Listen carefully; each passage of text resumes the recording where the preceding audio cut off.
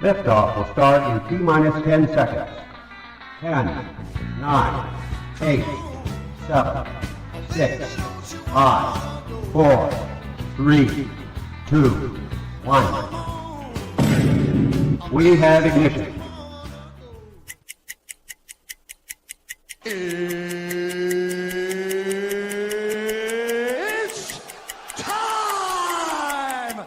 Seconds from game 7 or from championship number 6. Jordan, open, Chicago with the lead! Behind the screen, Harper got a piece of it, it comes off. The Chicago Bulls have won their 6th NBA championship. Tying run at second, 2 out, Palmero over the head of Jenks. Uribe charges, throws, out! And the White Sox have won the World Series. To the far side around the 8-yard line to Hester. Under it, into the middle of the 15, to the 20, breaks free of the 25, to the 30, to the outside, 40, midfield, 40, 30 to the post, 20, 15, Hester 5. For the 3rd time in 6 seasons, it's one goal team. The Chicago Blackhawks win the Stanley Cup. A little bouncer slowly toward Bryant. He will glove it toward Rizzo. It's in time, and the Chicago Cubs win the World Series. What up, what up, what up? Welcome to ShawnSierraSports on Sports Zone Chicago. I'm your boy, the SuperBack, Shawn Sierra. Thanks for tuning in. If you're watching us on Facebook Live, well, then I guess you found us on Facebook. And if you're not following us on Facebook, what? Come on, go to Facebook, type in Sports Zone Chicago, click the like button, and now you're following Sports Zone Chicago. Simple. But wait, there's more. Go to our YouTube page. And if you're watching us on our YouTube channel, excellent. And if you're not subscribed to our YouTube channel, for real, come on, guys. Go to YouTube, type in Sports Zone Chicago, click the subscribe button, but also click the notification button. That's the little bell next to it, and that'll let you know anytime a show from Sports Zone Chicago is going live. Get it? Got it? Good.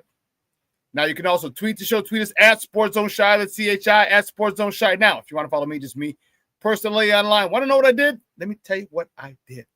I made it nice and easy for you folks. Nice and easy. One handle for Facebook, Twitter, Instagram, Snapchat, and TikTok. All one handle at the Shawn Sierra. I got a great show, but I need you to get interactive. So whatever platform you're watching us on, whether it's Facebook or our YouTube, YouTube channel, leave a question or comment on that platform. It'll come up here in the thread. We'll put it up on the screen. We'll incorporate it into the show. And that, my peoples, is what makes this the best morning Chicago sports talk show around, and that's you. So bring them all, baby. Questions, comments, smart-ass remarks, because ain't nobody scared over here. I like The Rock said, baby, don't sing it. Just bring it the chat, because the chat is live already. Cornelius Squalls in the house. What up, what up, what up? Shawn at Sports Owners. Kings are going to be tested because everyone on the starting 5 is a bucket.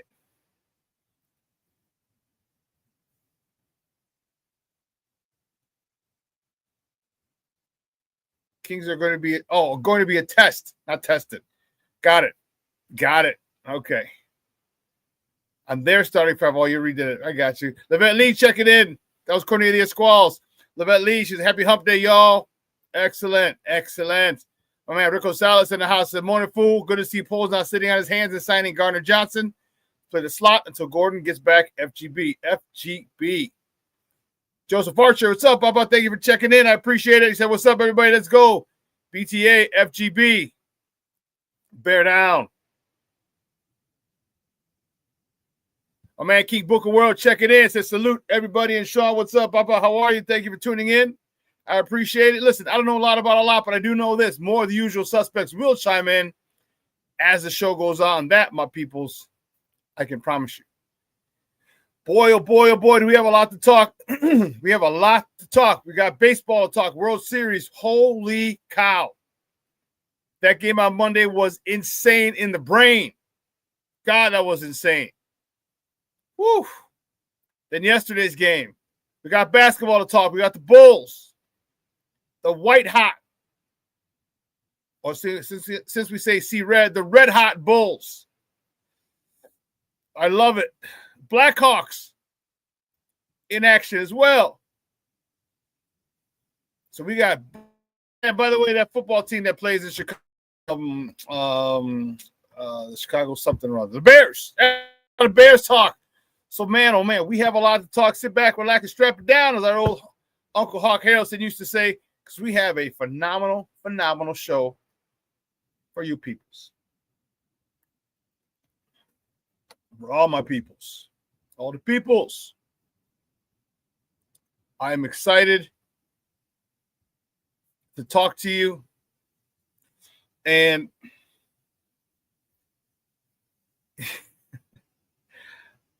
me, Junior, and Junior hasn't checked in yet. Hope he's doing all right. It's interesting how people view things. It's interesting.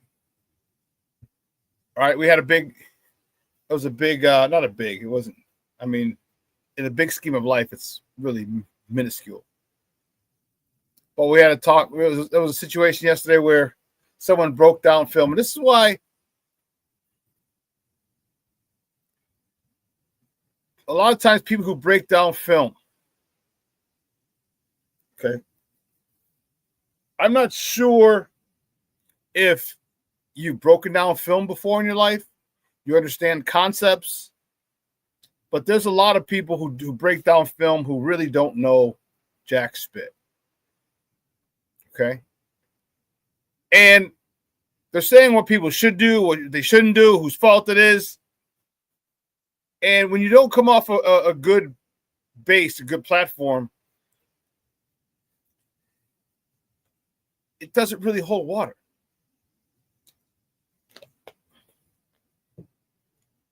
And this guy posted something yesterday, and you could tell he had 18 on there, so you know he's one of the Caleb guys. Again, I don't have a problem with Caleb. I think Caleb is a person who can take us to levels that we haven't been to in a long time with Ben Johnson. But I'm not going to glaze him. I'm going to be critical of him just as I would anyone else. I would be critical of him just as I would anyone else. Just as I was critical of Justin Fields.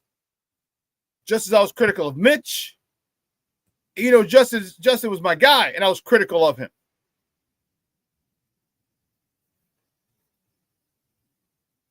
And it's interesting how it's not his fault, Caleb's fault.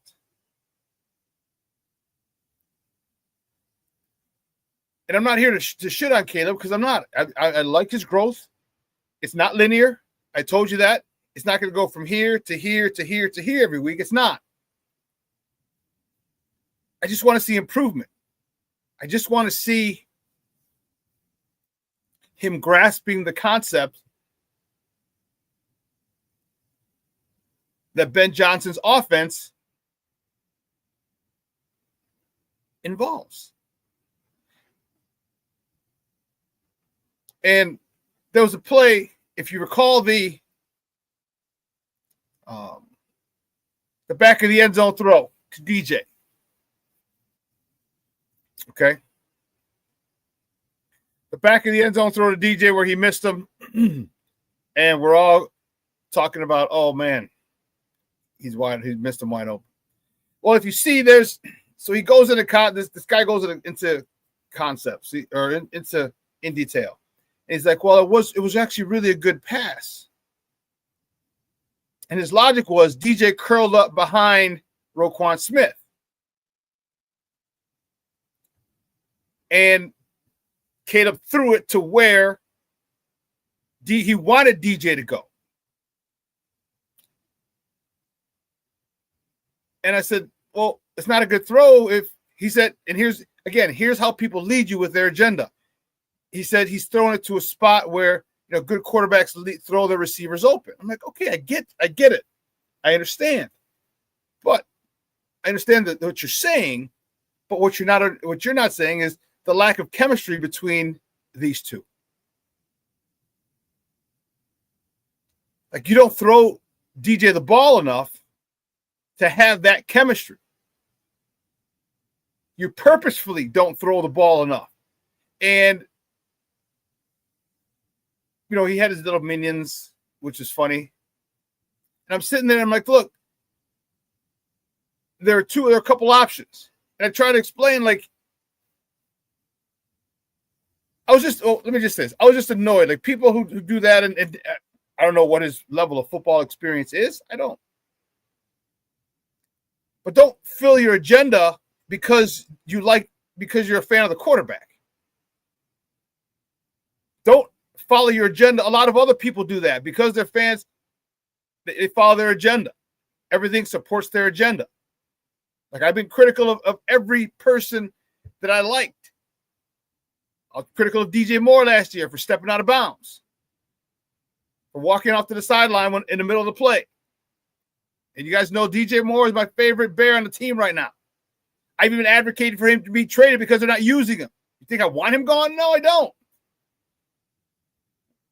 But if that brings us something in return, a high draft pick or a one-for-one player swap, maybe an edge rusher or a defensive tackle, now that our D-line is decimated, okay, I understand.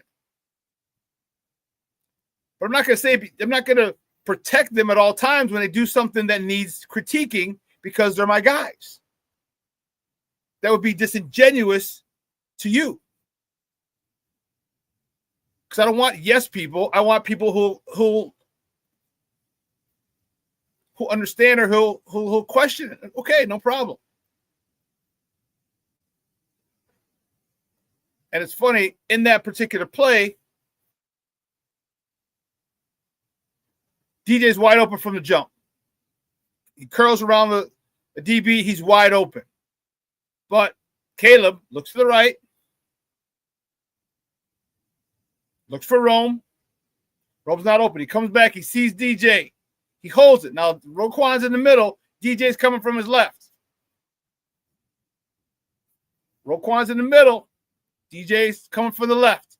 He looks. He sees DJ and doesn't pull the trigger. DJ keeps going. He curls up behind Roquan.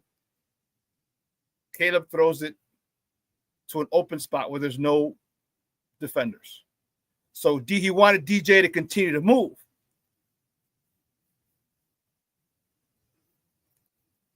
Now, had you worked on this together, there could have been some more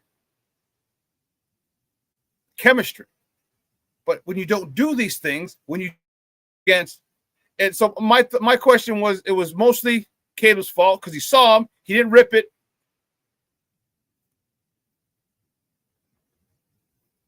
And the fault of DJ's was when he didn't rip it, if you notice there's nobody there, then move to the next window. You got to see people in front of you as well. So there was the thing was, the blame was partial. I took it more on, I said Caleb bears most of the blame because he missed them.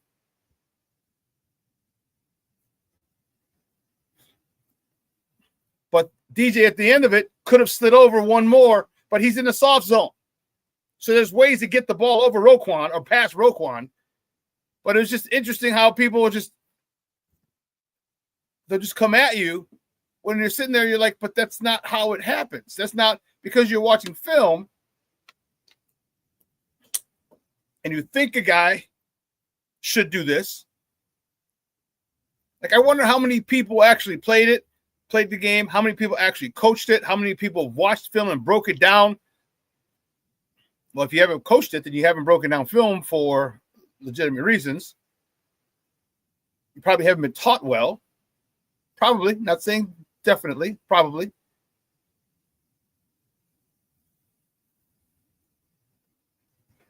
Rick says, "You think he could not see DJ stop over Quan? Is it a height issue? Maybe FGB." Well, FGB again, Rick, of course. No, he saw DJ because in the thread that I sent back to him, I froze the spot where he looks over to the left. Roquan's in the middle, looks over to the left. I froze it and said it to him like, he sees DJ. If he throws it now with his quote-unquote lightning quick release, Roquan has no chance. But he waited. He didn't throw it. And then he threw it to where he wanted DJ to be. So it's interesting how people come up with things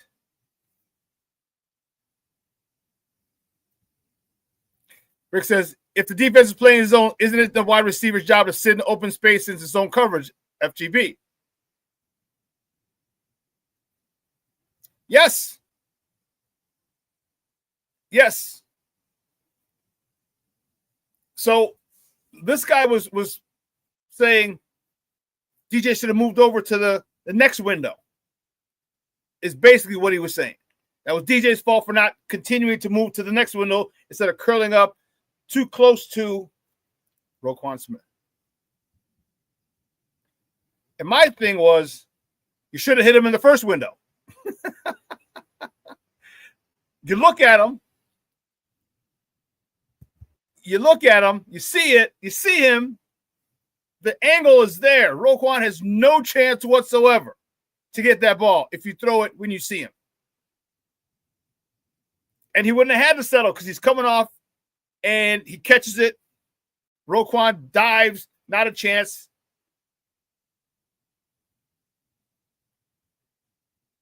And my problem is this. My problem is this, is that his refusal to look for DJ. You have a number one receiver, a true number one receiver in your arsenal. And you refuse. You're trying to make Rome a number one receiver. Rome's not ready to be a number one receiver yet. Rome don't have that dog in him like DJ has that dog in him.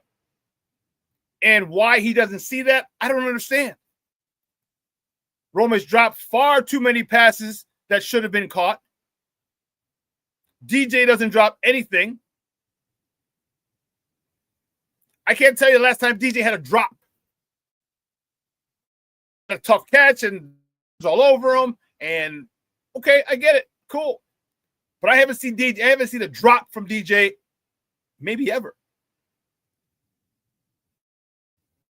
And that's where you have to understand the growth. As a quarterback, you have to go to the guy that you know doesn't drop the ball.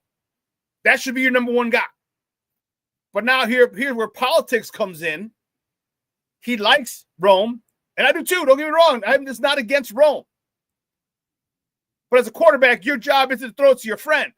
Your job is to throw it to the guy who's most capable, the guy who has a history of being a number one receiver, despite having shit quarterbacks. His first 5 years in the league finally gets Justin, has a career year. So you know you got a legitimate guy and you don't go to him first. That boggles my mind.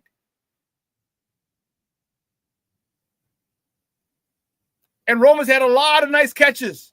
This is not an indictment on Rome. It's an indictment on the quarterback who I think needs to be more clinical. You remember Joe Friday from Dragnet? Just the facts, ma'am. Just the facts, ma'am. That's what Caleb needs to do. Just the facts. Who's open? Who does not drop the ball when I throw it to him? That's the person I need to target a little more. If I want to be successful in this offense, I got to find the guy who, one, can get open, but two,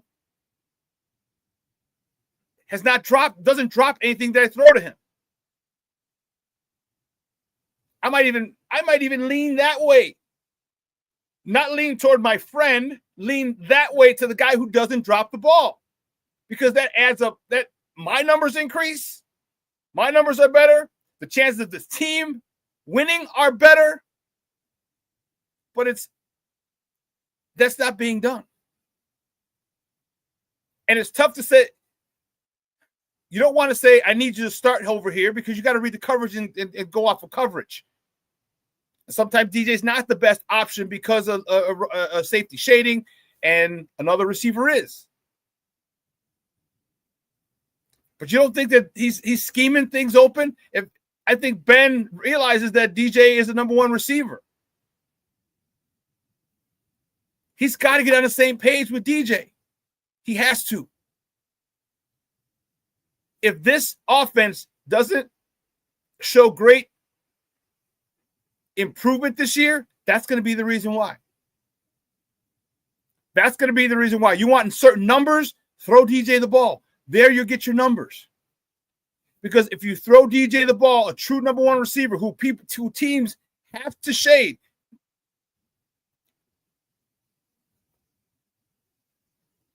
if you throw him the ball more, guess what? Rome's going to be open more because you can't double team everybody. You can't double team two guys when there's 5 wide receivers or 4 wide receivers. You can't. Because now you're leaving big time gapes and holes in your defense in the secondary.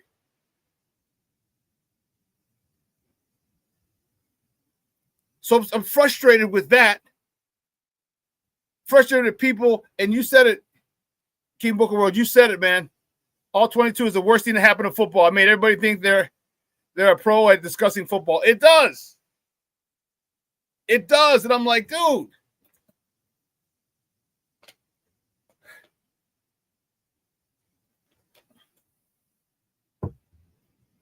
You get everyone who thinks they know.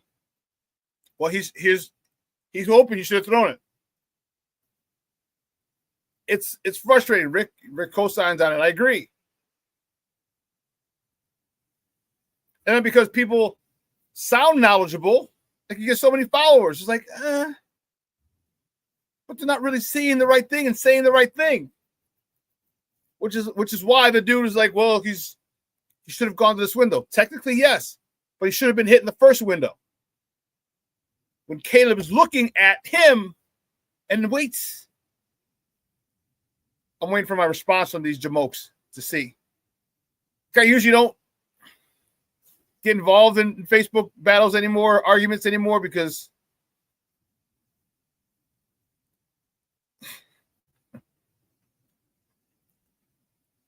but when you're saying the wrong thing,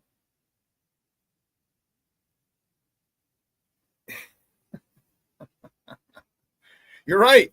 A lot of dumb people sound smart to other dumb people. Rick, opinions are like assholes. Everyone has one. FGB. It's not about having the opinion. It's about having an informed opinion.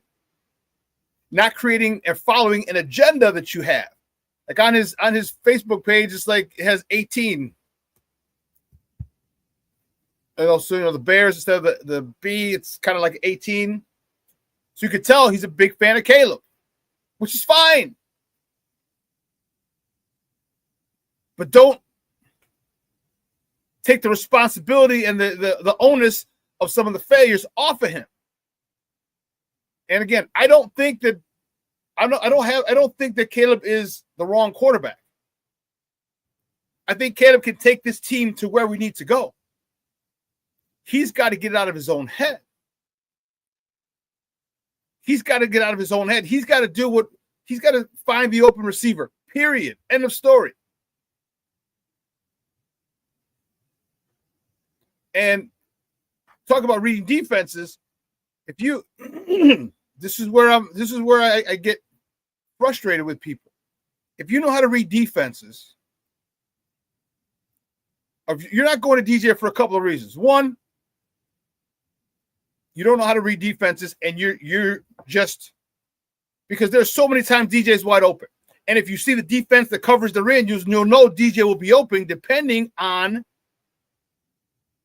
the route that he has run, that you've called. So you know the routes, and you diagnose the coverage quickly. Oh, shit, he's running a curl. They're in a cover 3. He's going to be dropping back. That DB might be taking a few steps back, and he can curl. I can hit him.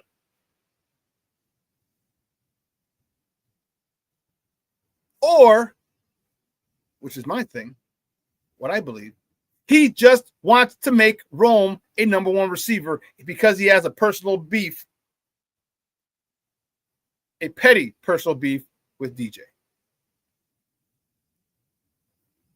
That's my opinion. I didn't ask him. I didn't speak with him. That's my personal opinion. But frustrating. Just frustrating. When all 22 comes out, everyone does their breakdown and everybody thinks they know football. I'm like, when did you start breaking down tape? Of course, anyone can do it, but not everybody's qualified to do it. Not everyone's qualified to give advice. You say what you want. Like, he should have thrown it here. How do you know? He should have done here. How do you know? Can you tell what defense in? Can you tell what coverage they're in? Can you tell this? Can you tell that? People have just enough energy, enough info to be dangerous.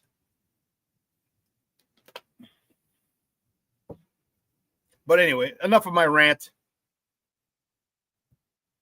Shawn says, you sound like Caleb being the wrong quarterback.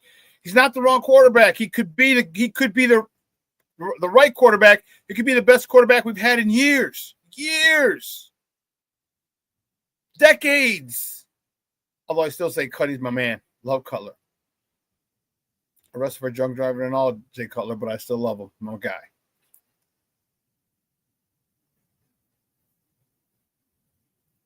But you have to do what the coach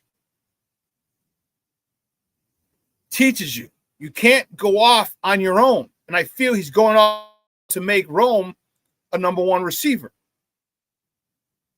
And Rome is talented to be that, but you got a number one receiver. Let Rome be 1B. Let him be 1B. But that's not it. He's trying to make a statement, and that's an issue. That's a problem. Jay Patron Cutler. You're an idiot.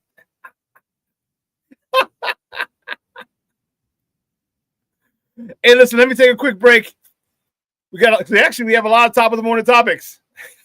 Well, let me get the warden off the CrossFit, and we'll come back with top of the morning topics. So don't go anywhere, folks. Keep it locked right here. Shawn Sierra Sports on Sports Zone Chicago.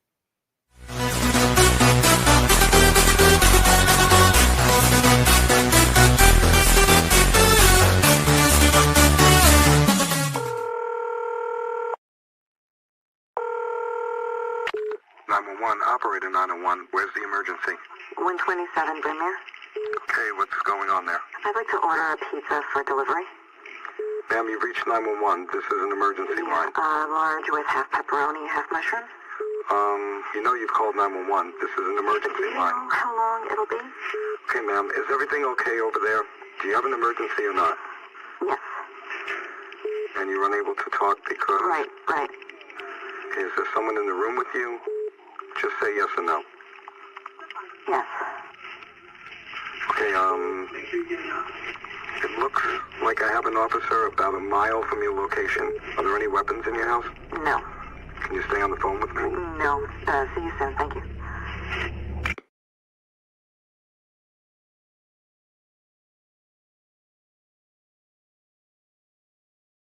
Every day, we take steps to keep the people we love safe. But some health risks are easy to miss. Ticks hiding in the yard can spread germs, like the ones that cause Lyme disease. Mice searching for food can spread bacteria that makes us sick. Mosquitoes lay eggs in standing water and can spread West Nile virus and more. Cockroaches are drawn to water in the home, leaving behind allergens that can trigger asthma attacks. Common pests can threaten our health. Learn how to protect your family at pestworld.org. When I'm flying, I put my helmet on, my visor down, my mask up.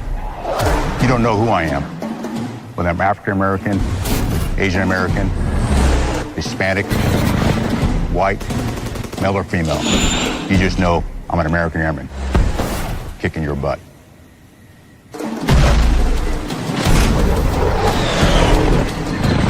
I'm General C.Q. Brown Jr. Come join us.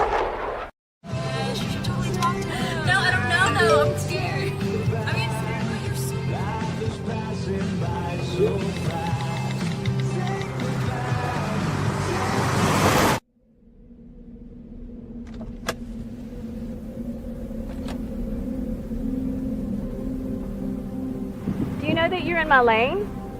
No, not at all. Are you not paying attention? Are you texting? I was just checking in with my mom. I was telling her that I thought we'd be home by 6. It's okay. There's enough time. Just pay attention. I'm not even halfway through my text. There's no way. I'm not even going to look up. My babies are in the car. You have to pay attention. It's just supposed to be a quick text. I'm so sorry.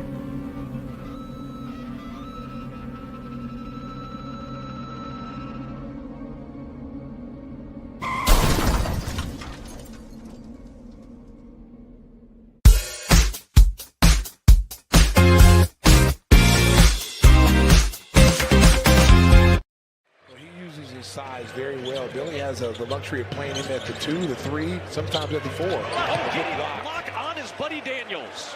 Oh, wow, that was good defense. It was hurt him. Well, Porzingis makes a lot of guys look very small. Well, he preferred to play in that mid-range game. He's got a great stroke. There's Buzelis. There you go. Those guys are not shooting threes except for Porzingis. The rest of them down the road. Oh, Jones against Porzingis. He deterred. Williams got it. Fakes it, shoots it. There you go, Patrick Williams. And I made a comment the other day against Patrick Williams in Orlando. Josh getting rebounds like a small forward. He certainly got the size for it. Buzelis, stop and go. Make him dance, young man. Make him dance. Oh, my poster machine. Oh, Lord. Good God, that time.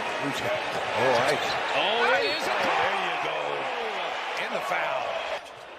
Jones finds Giddey. That's a 3. It's good. Giddy up. Josh Giddey. Welcome back to Shawn Sierra Sports on Sports Zone Chicago. Those clips courtesy of Chicago Sports Network. Those were the Bullies on Monday. I love it. I love it. I love it. I love it. At the United Center, rocking it. Let's get it cracking, baby. You know how we do the first segment of every show. It's called Top of the Morning. It won't come just when you want it.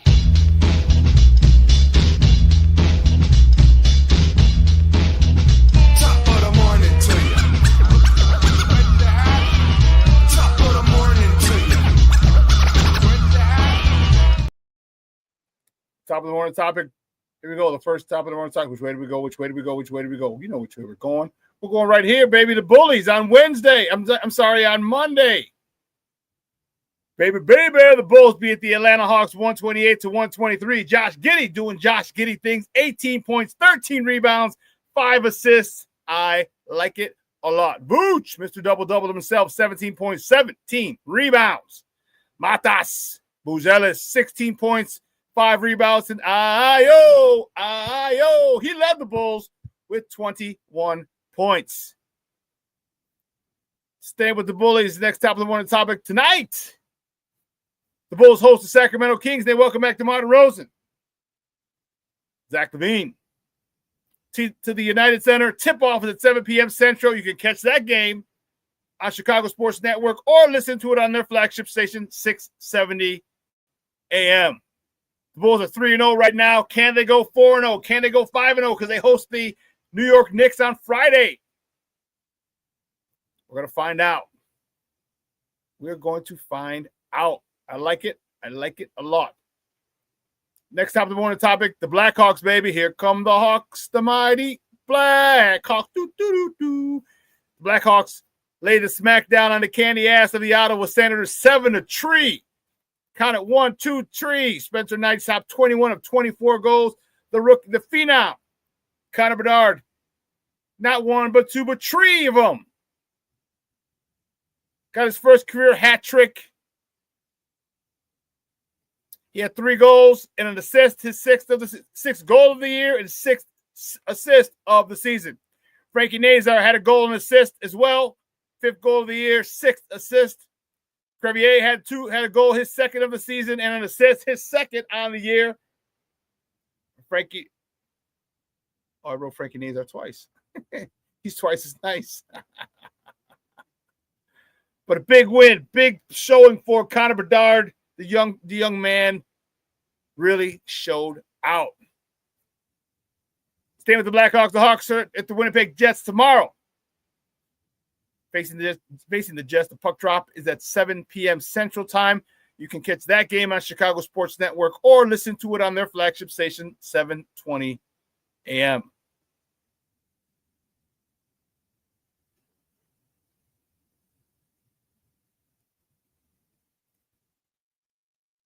The next top of the morning topic.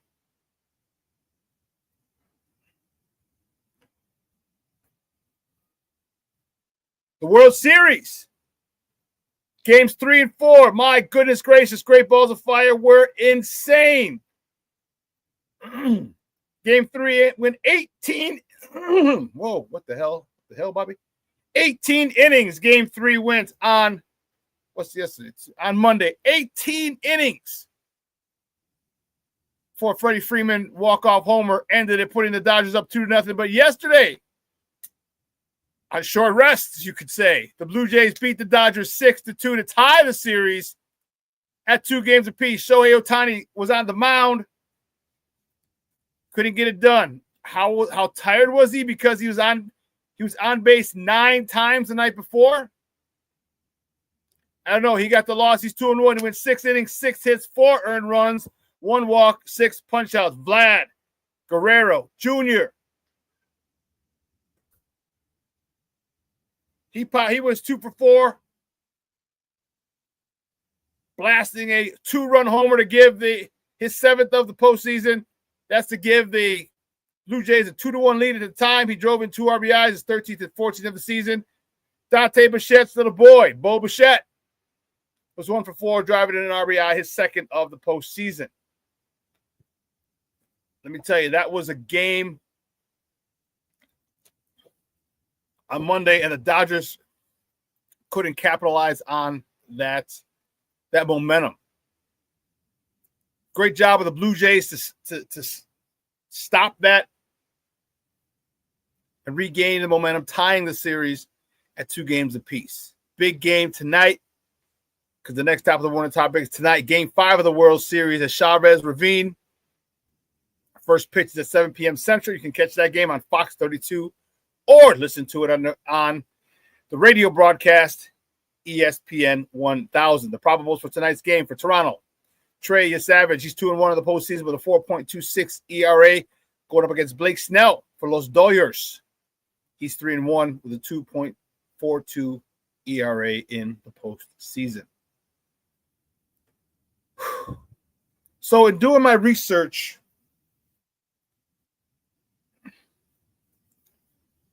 this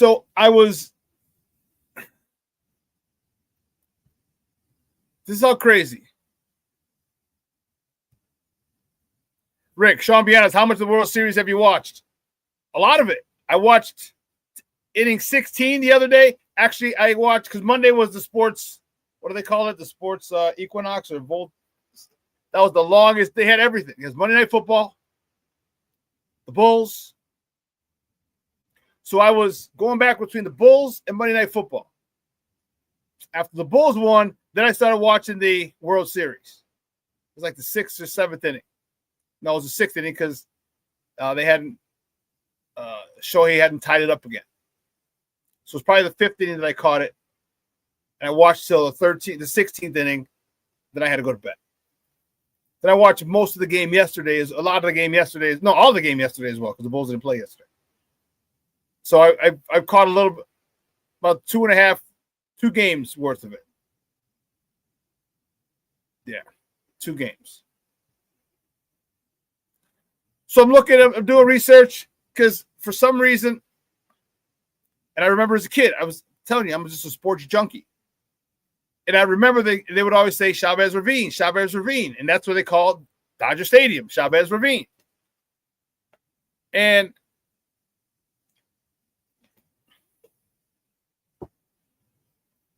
I'm like, why do they call this Chavez Ravine? Well, apparently, Chavez Ravine was a neighborhood in Los Angeles. The government forcefully moved the people out of that neighborhood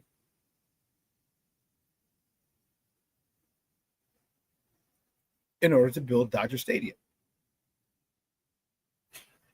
I was like, whoa.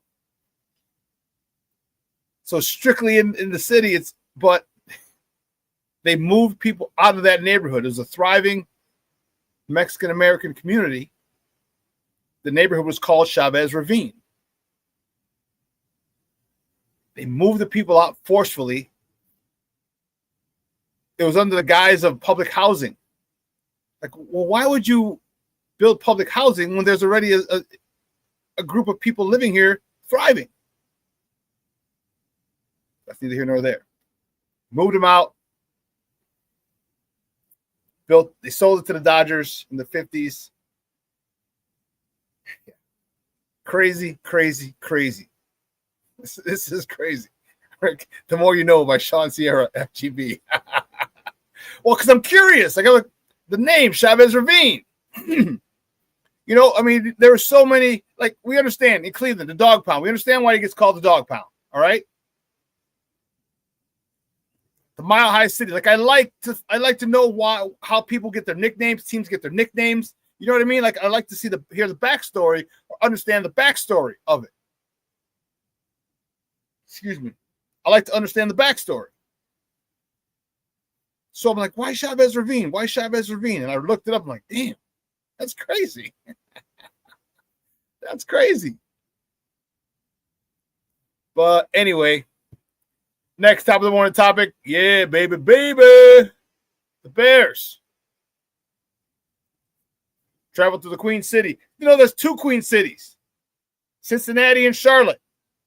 Just FYI. The Bears travel to the Queen City, Cincinnati to face the Bengals on Sunday. Kickoff is at high noon Central Time. You can catch that game on CBS 2 or listen to it on their flagship station, ESPN 1000. That's 1000 AM. It's All Souls Day.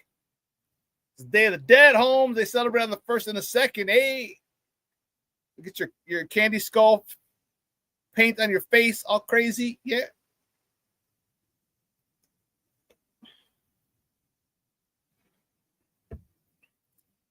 This is going to be a big test. It's going to be a big, big test for the Bears. All right, Joe Flacco has found the fountain of youth with Jamar Chase and T. Higgins. Our cornerback position is decimated.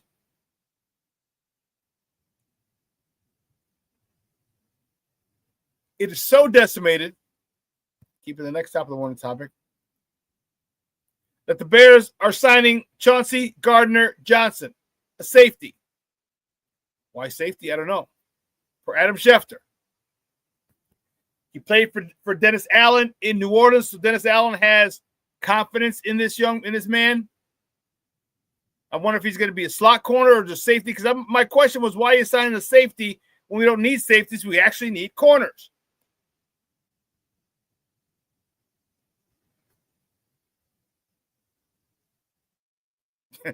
Rick, you might be right, and you're not right. You're definitely right. Rick says over under 1.5 fights for Gardner Johnson this Sunday. FGB.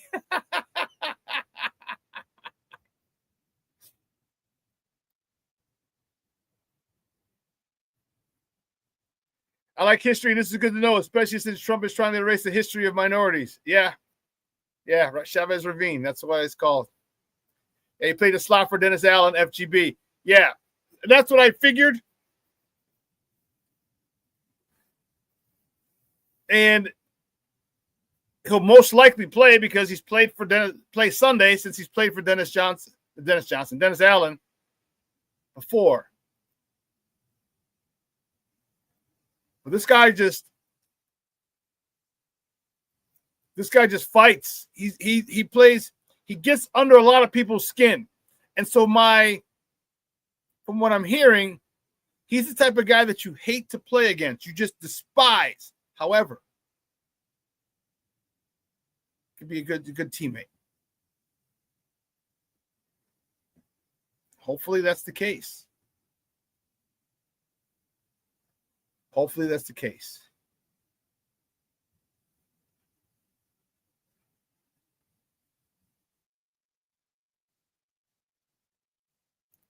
Next top of the morning topic. We found out about the scandal, the gambling scandal in the NBA. I found this out. Terry Rozier, he faced an $8 million lien from the IRS in 2023. So my question is this.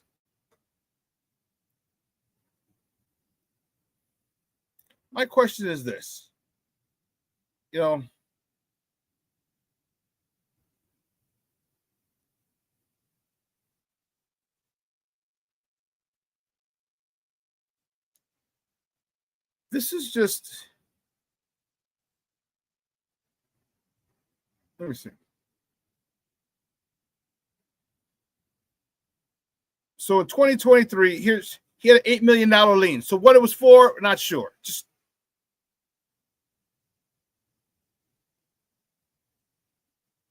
But he made $21 million. 21 and 20, in the 22-23 season, 21.4 mil.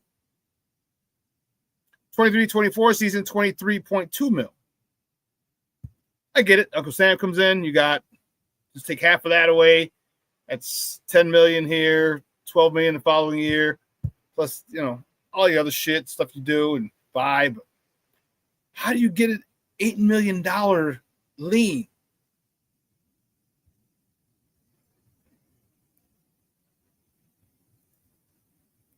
So, for those of you who don't know, all right, he was indicted. He's accused of providing non-public information about his plans to leave a game early in March of 2023. Okay, he released that information to a friend who then sold it to bettors for about $100,000. And he wanted a kickback of that, I believe. So if you wanted a kickback, you're already $8 million in debt to the IRS, and they don't want to play with those guys.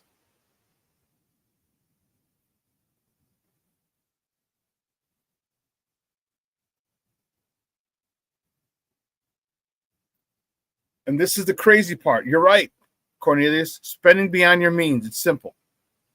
Like when I get that money, I'm not going to go. First thing I'm going to do is buy a house. A big house. All right? Then a nice car. But after that, I'm buying investment properties. I'm going to buy investment properties. I got tons of people that I know who do it. I say, let's go in on a 22 unit, 30 unit, whatever. See, and this is the thing that why more players don't do this. I don't get. When you get that money, there's nothing wrong with spending a shitload of money. Nothing. Nothing wrong with it. But you got to replace it. Nothing wrong with spending money on babes and booze and boobs and beer and champagne if you're popping at the club. Nothing wrong with it. But you got to make sure that income is coming in. Because NFL stands for not for long. Even the NBA, still, even that money's not going to be there forever. You got to find something that's going to pay for that lifestyle. So if you go get a hotel, you go get an Airbnb, you go get some properties. Now you got monthly income coming in, passive income. And if you want to go act crazy and just buy up the club and pop bottles with models, cool. Because you have that money coming, those millions of dollars that you get, that ends. But when you buy a building, that doesn't end. When you buy a building, you rent it out, or you have good investments. S&P 500's gained, 7% a year for the last 10 plus years? Find money and why that's not taught. And I would think it'd be taught because they have symposiums for rookies, or why these young men don't do it. That's the question. So you're in debt with the IRS, and you go sell stuff for $100,000? Like, bro, this will probably get you banned from the NBA. Probably going to get you fined.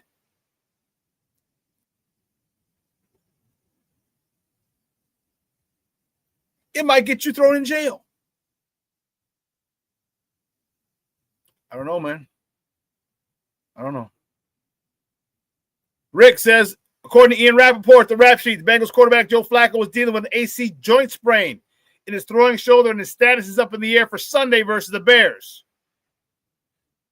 I had heard that. I didn't see Ian report it, but since you did, excellent. Thank you, Rick.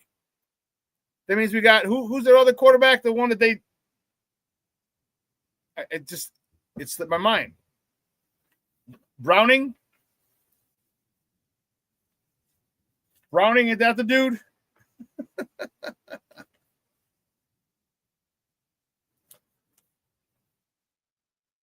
So he might not even, Joe Flacco might not even play. Browning, it is Browning, yeah. So Browning play, there's no way on God's green earth we better even come close to losing to this team. None.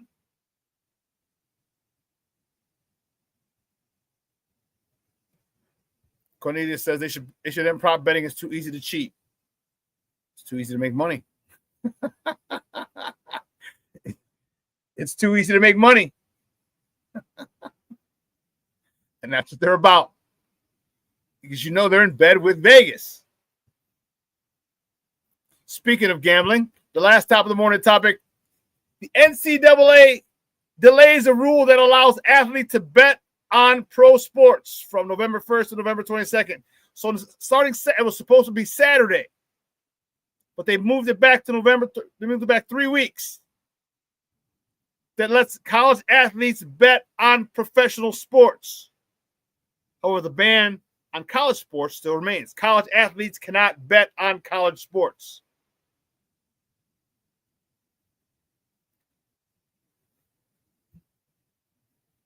They had to legalize gambling. You knew it's coming, but you also knew you mess with the rose, you get the thorns.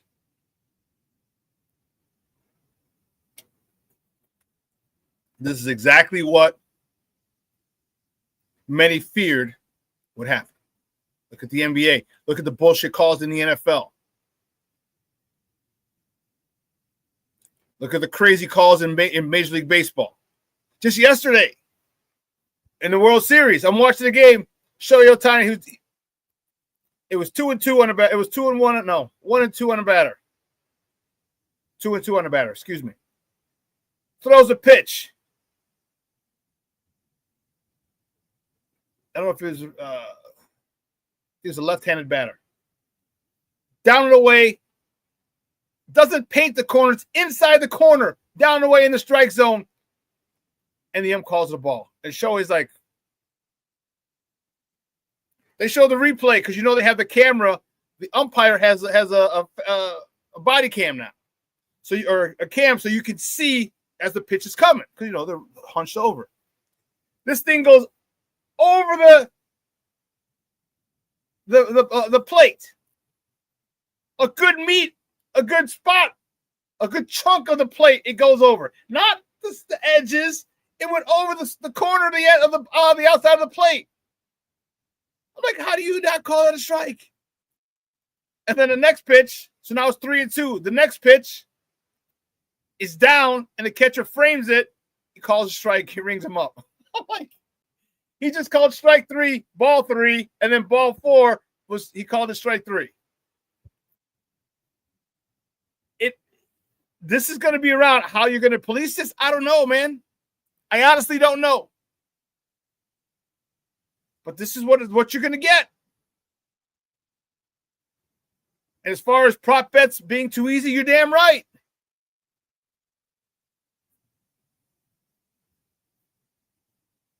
You're darn right. But we'll see.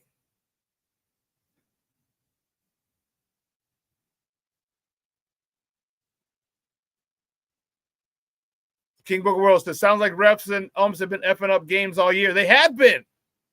They have. Which is why they're going to go to the automatic ABS system next year, automatic balls and strikes.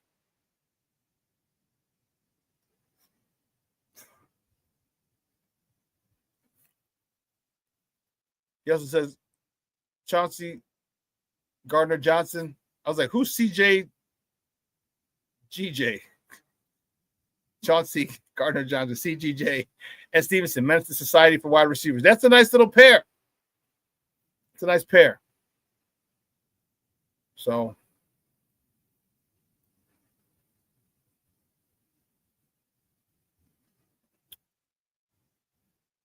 all right, listen, we got to take another break. On the other side of the break, we're going to get into some good. We're talking a little Bulls, and we got a lot of Bears to talk. All right, so don't go anywhere, folks. Keep it locked right here, Shawn Sierra Sports on Sports Zone Chicago. Hey, it's your boy, the SuperBack, Shawn Sierra, and be sure to follow Sports Zone Chicago on all social media platforms, on Facebook, Instagram, and our Roku channel. You can find us at Sports Zone Chicago, and on Twitter, we are at Sports Zone Shy. Also, be sure to download our mobile app so you can take Sports Zone Chicago with you on the go.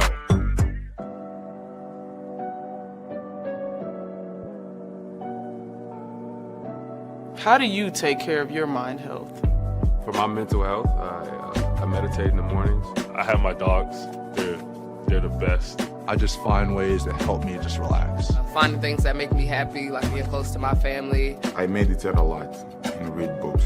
I have hobbies outside of the game. I'm able to switch off. I'm able to turn my brain off from the game of basketball. Your mind health matters. Your mind health matters.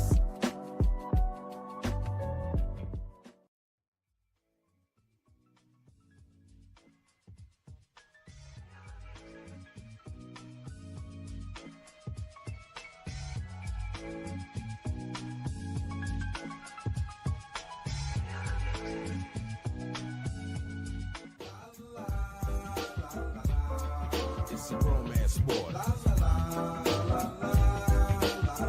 What? It's a romance sport like that. Your Marine Corps' way of life is to defend the American way of life.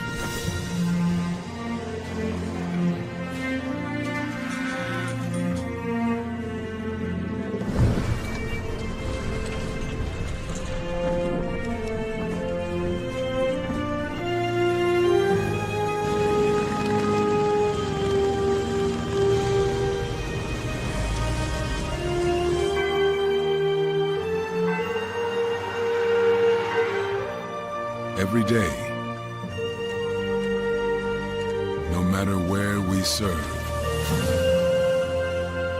we take a stand for our nation, for each other, for us all.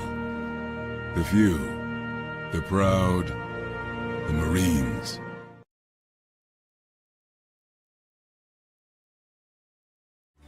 Every body in a work zone is someone's somebody. This is my mom. She works for KDOT. This is my dad. This is my mom. This is my daddy. This is my sister. This is my daddy. This is my son, Scott. He was killed while working in a highway work zone. When you drive through a work zone, drive like a life depends on it. Because it does.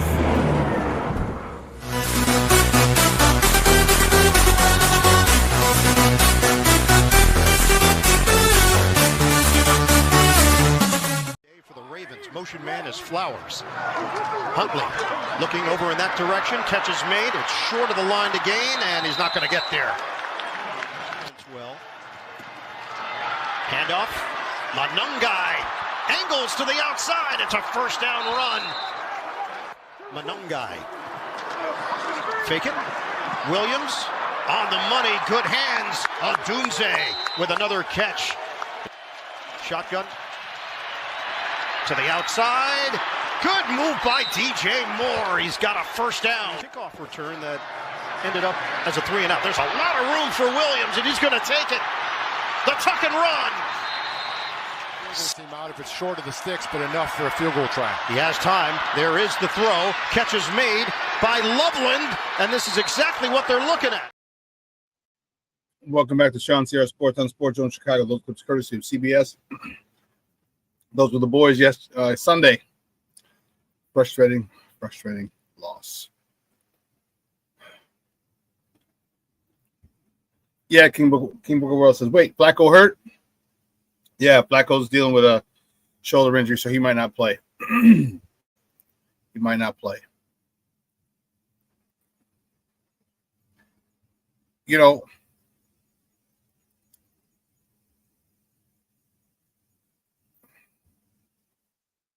talk a little Bulls real quick. You know, one of the things that I like, there's a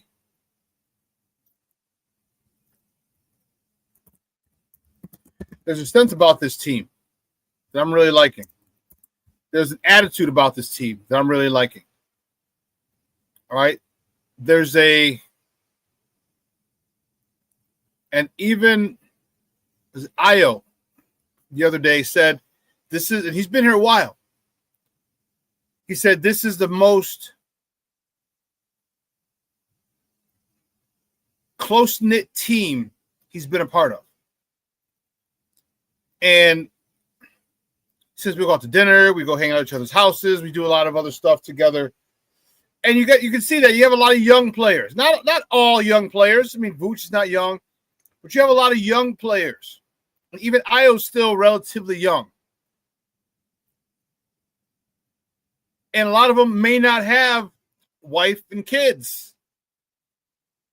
If you're an old vet and you got a wife and kids, you're probably not hanging out. You got wife and kids. So the more you're hanging out now, because the lack of a family is bringing this team closer. And it's showing in their play. Now, don't get me wrong. I'm not saying the Bulls are NBA title contenders by any stretch. I don't believe they are. I believe they're in the middle of the pack. They're in the middle of the playoff pack type team at best. We haven't even seen Kobe White because he's out for the early part of the season. Wait till he comes back. But what I'm saying is I like the chemistry. These guys like playing basketball with each other. Have you ever been on a team where the team just clicks? You guys love hanging out together. Could have been in high school, could have been in college. Maybe even a rec team, a park district team. Like, you guys just love hanging out together. Chemistry's good. You guys, a lot of times, those teams do well. I mean, if you all have talent, if you just hang out, and you all suck, you're not going to do very well. But you know what I mean. And that's what this Bulls team is now.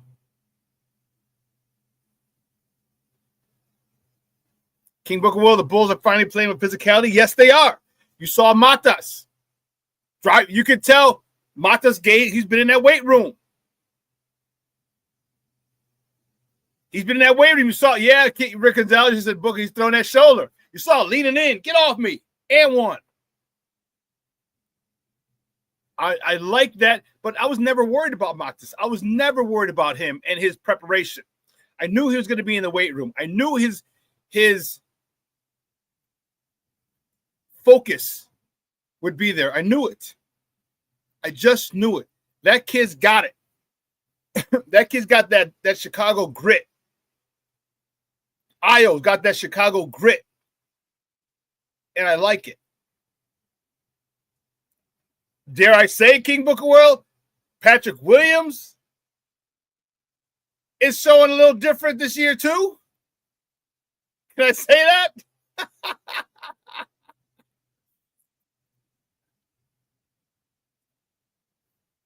Oh, Rick says no. I haven't watched the Bulls. I was talking about Flacco's bad shoulder. I thought you meant throwing a shoulder into somebody. Yeah, it's his throwing shoulder. It's a throwing shoulder, Rick. King Booker Will says he is, but damn it, he's still Patrick right now.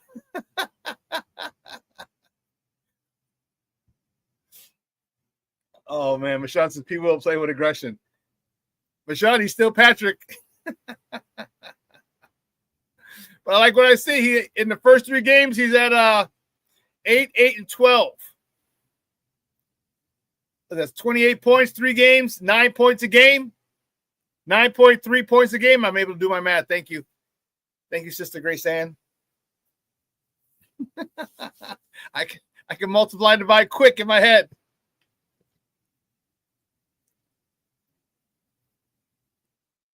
They're playing with physicality. They're playing freely. Josh Giddey doing Josh Giddey things. He has not regressed. He has not slowed down because he signed a big contract. Oh, Rick. Okay, I got you. Rick said, I refuse to pay the highest tier to get the Bulls and Blackhawks. I have Xfinity. Okay. Understood. Understood. Cornelius says, King Booker Will, I agree. Still withholding judgment on Patrick. I get it. This has been in the league 6 years, 7 years. Come on now. Still waiting on you to develop? I hear you, Rick. No, luckily we have Xfinity? No, we have Uverse. So it's in, yes, I don't even look. It comes automatically. Auto pay, who knows? Who knows? But I like what this Bulls team is doing.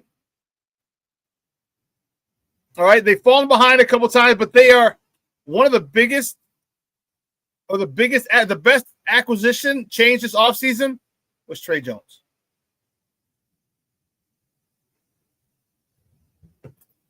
That dude, I'm telling you, I am very, very, very impressed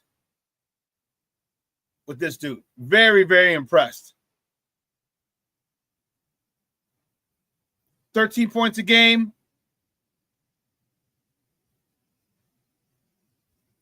4 rebounds a game. 8.3 assists a game. 3.3 steals a game. This dude is doing it. This dude is doing it.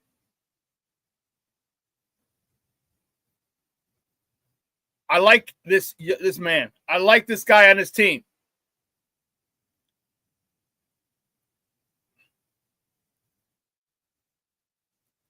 I might go with the Fire Stick, Rick says. My buddy has one, FGB. Yeah, and they also got those boxes like at La Garra. If you go to La Garra. I went to the one at Allsip. I'm not going to the one on Ashland right now. I'm boycotting that one because that one dude let ICE agents in and rounded up a lot of the Mexican people working there. I was like, man, after all these years, these Mexican people have been giving you money, $30 a slot, $40 a space, and then you just let people come in there. You could have told them private property, you're not allowed here, but he didn't. So I'm not going to the one on Ashland right now. I don't know if he owns the one in Allsip. If I find out that one, then I'm not going to go into La Garra for a while.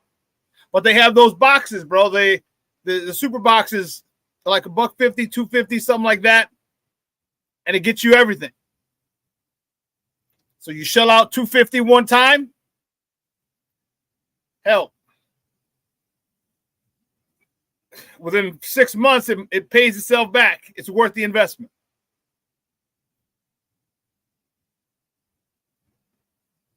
Cornelius, Trey is a great pickup. I'm liking this guy a lot.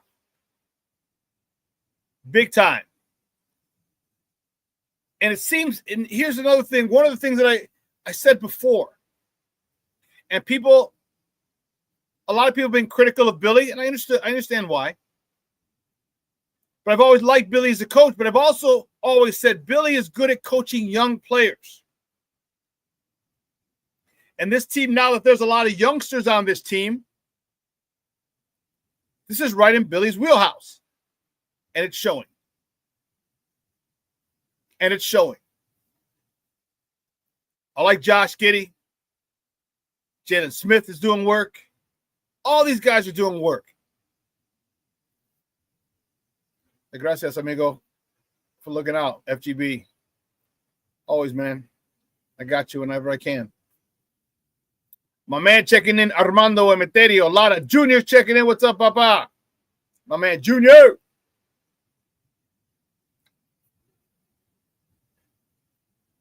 But now I want more from this team. Now that I've seen how they play, I want more. I'm just not confident in the fact that they can go far to playoffs. Now, the season just started. They may grow in. I'm hoping they grow into a better team, a playoff a team that can get us maybe to the Eastern Conference Finals.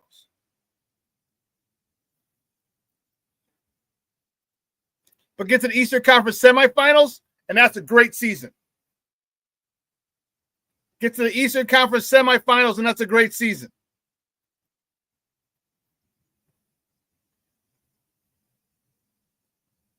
And the Bulls can keep raising prices, and everyone's going to keep going because Chicago's a basketball town, and they love their hoops. It's I get it.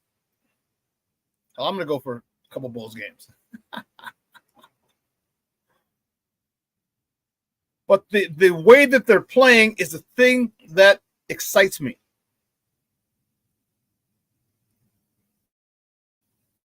Of course they make bad passes. Of course they take bad shots. But all in all, the way that this style of play has got me and the rest of Chicago, the Chicagoland area, Bulls fan base excited. Because they just don't quit. We got a big game against the Knicks.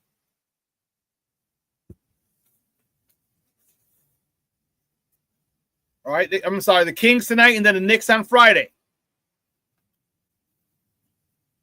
What are the Kings' record? And it's tough to tell who's good and who's not because it's 3-4 games in.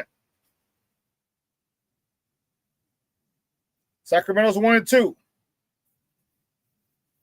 It don't mean anything. It's first 3 games. But we come out of this 4-0. We face the Knicks on Friday. Then we face the Knicks again on Sunday in New York. But I'm happy where this is going. I really like where this is going. And the Bulls are going to draw me back in again, like they draw on the rest of their fan base. Yeah, Mashawn, Trey makes winning basketball plays. Yes, that's a great way to put it. That's a great way to put it.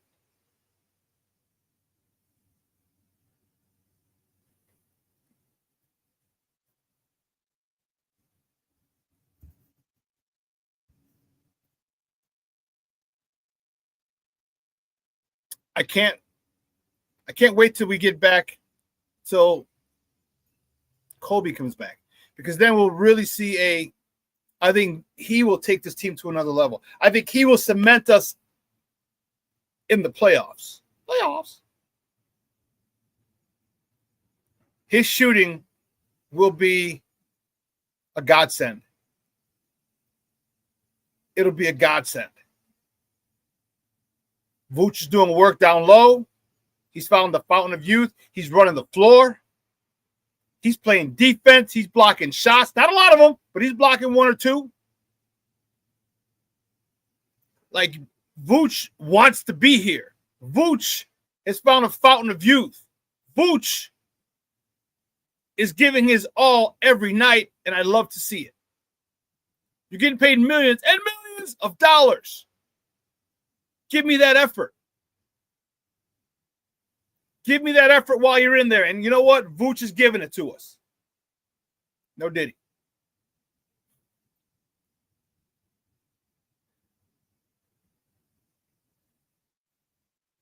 Vooch, Jalen, Ayo,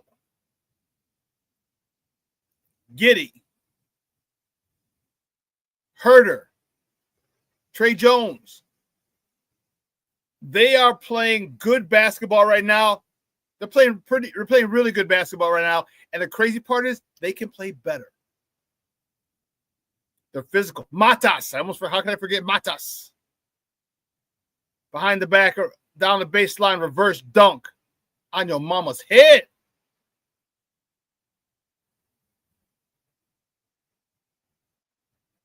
This kid is a dog. This kid is a dog. Yes, Mashawn, Vooch is playing surprising defense. Yes, he is. So we're in a good spot right now. It's early. We're going to hit our highs and lows. We're going to hit our lows. We're going to go down a little bit. But as long as they get back to playing fundamentally sound basketball, which they're doing, they're playing good defense. They're moving without the ball. Although last game there was a couple stretches where it was just stagnant, and that was frustrating.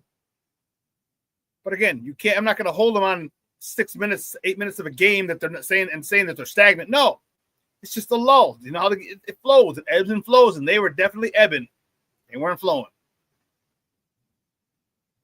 But all in all, this is a good basketball team to watch. Hey, let me tell you something. Ever since the Pope got his popedom, Chicago sports has been good. Cubs lost in the playoffs. Bulls are undefeated. Blackhawks are doing well. The Bears are doing well. 4-game win streak. We just got over. I think the Pope got some connects for us to the Almighty. And I like it. I like it a lot.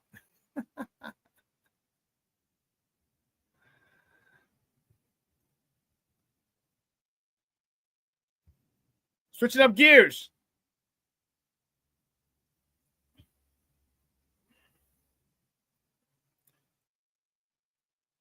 Sunday's going to be big. Sunday is going to be big. This just came across the wire. The Lions and Aiden Hutchinson have reached an agreement on a 4-year contract extension. 4 years, $180 million extension. That includes $141 million guaranteed. He's got 4 more years of that joker. Son of a bitch. Son of a. Son of a.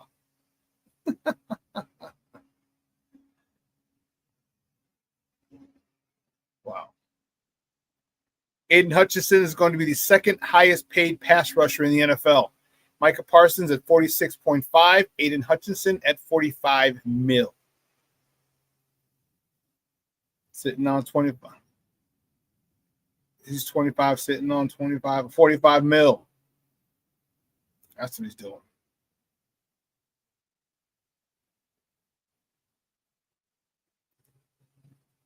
Crazy, crazy, crazy. I'm trying to find the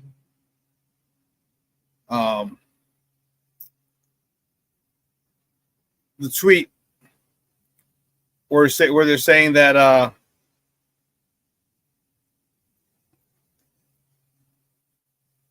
Joe Flacco is hurt.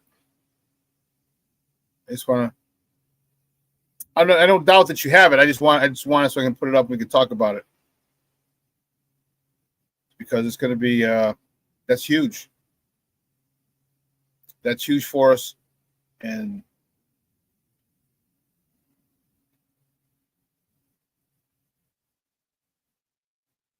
that's dope. All right, I can't continue to keep looking at and ignoring you guys. Goodness gracious.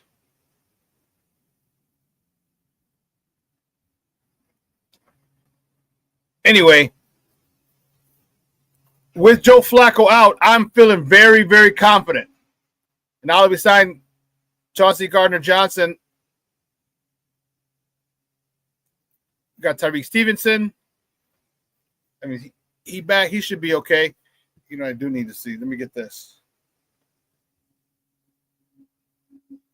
There we go. So we'll get the. Today the injury report comes out. They don't have it yet. Son of a biscuit. So I want to see what's going on. Oh, Ian Rappaport. I was looking at Adam Schefter.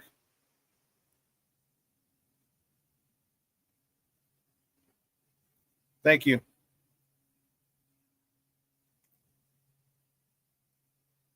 Here it is.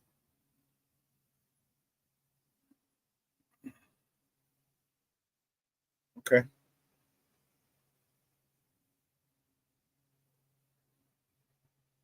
I found it. Thank you. Those are the two guys, Ian Rappaport and Chef. Those are guys that it's gospel. You know, whatever they talk about, because they have all the knowledge, they got all the contacts. Not what I wanted.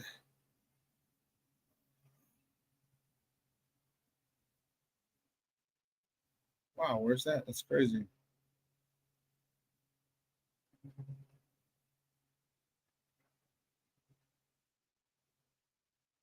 So, one of the things that I'm looking forward to is I need this run game to get going. I need this run game to get going. Okay, this is It's long overdue. We got to stop playing around with people. Okay, and we really need to go in. We really need to impose our will. That's what I want. That's the term I want. I want us to impose our will. Okay?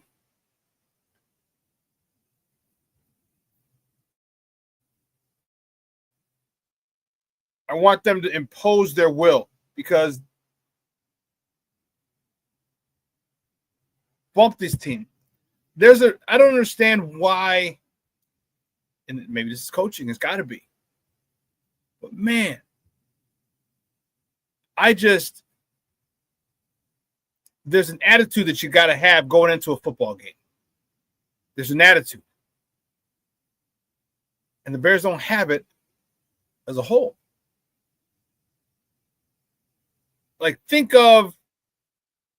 I'll think of some great teams. Think of the Super Bowl Bears back in 2006. There was an attitude. There was an attitude from Urlacher to Briggs, okay, to Peanut Tillman, to Mike Brown when he was there, to Olin Kreutz, to Matt Forte. There was an attitude and edge that they had. This team doesn't have yet. A lot of it's because we have a lot of new players. And another one thing is because there's no old players that are dogs, that are born leaders.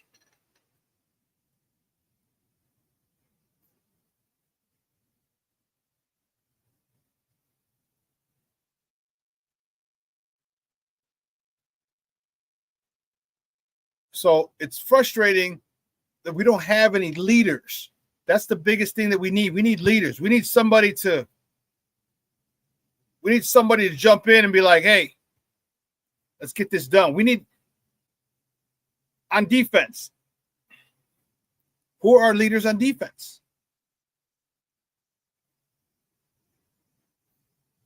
Who do you consider your leader on defense?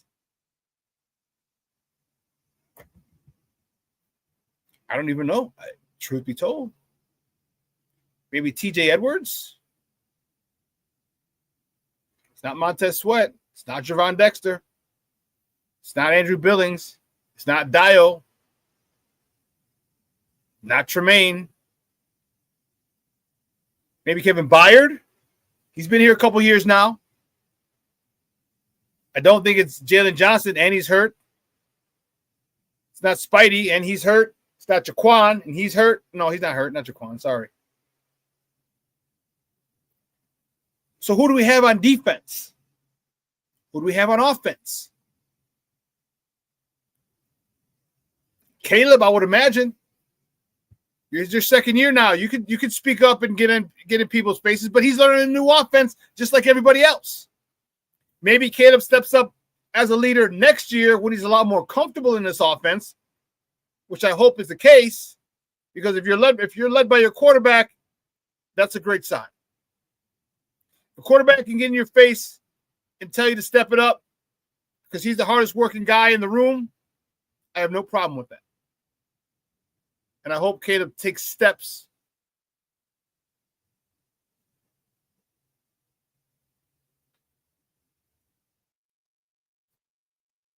Why not Jalen Johnson? He's hurt. He's hurt. Because he is a dog. But he's not playing. Probably gone for the year. Cornelius said Kevin Byard and Jared. Jared doesn't play it. You play, what, 1 game, 2 games? You know what I'm saying? It's like you got to play. You got to be to sit there and call people to the carpet, to sit there and demand more from people. You have to be performing at a high level. Grady Jarrett has not played. Kevin Byard, yes, Cornelius, I agree with you 100%. Kevin Byard. I hope he is. I hope he's a jagbag. I hope he demands a lot of these players, of his defense, because defense is an attitude.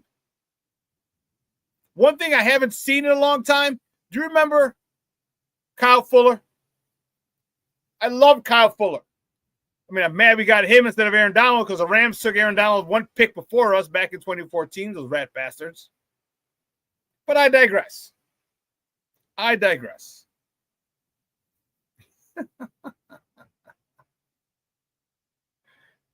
Remember Kyle Fuller would lay the lumber. He'd bring the wood. He'd be knocking people out with shoulders. Bam!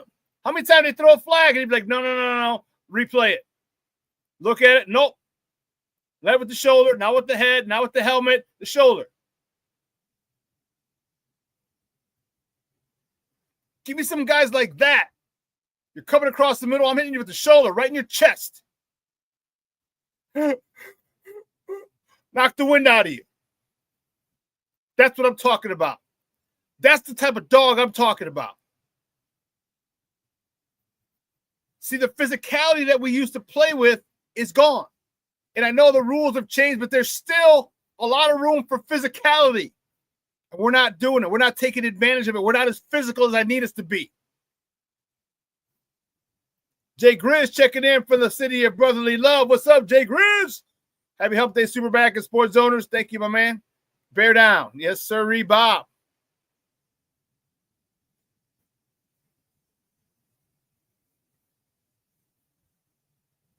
The running game. See, this is what I'm talking about. This is where the identity comes in. Like, remember, we had Matt Forte. We had Olin Kreutz. We had guys, and Matt Forte was not a big-time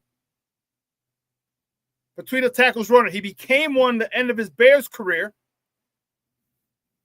but he still had an attitude when he ran. How many times he didn't get knocked down by the first dude? He had great contact balance, especially in space. So I'm looking for this defense to step up because you got a big task ahead of you. Whether it's Joe Flacco throwing the ball, which would be worse for us,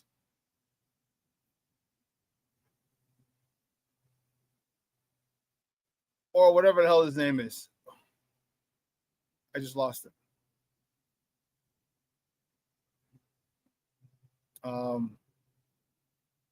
The quarterback.